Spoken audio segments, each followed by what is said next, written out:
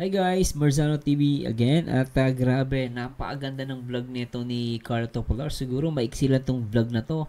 Napakasimple pero guys, dito mo makikita sino nga ba si Carlo Topolar, no? Hindi lang bilang vlogger, no, at bilang isang simpleng tao. Dito makikita mo guys, wala siyang makeup, simple yung damit niya rito, hindi pa sosyal. Talaga makikita mo dito yung totoong no? Kung masasabi natin totoong Carlo Topolar, no? Yung pinaka totoong buhay niya.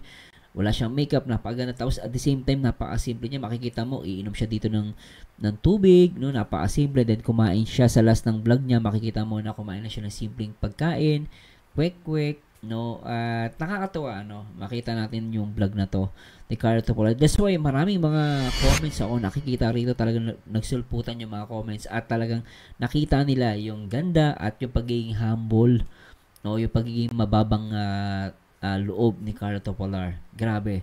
Nandito, simpleng vlog to pero guys, para sa akin the best to. So anyway, panoorin natin to guys, tara.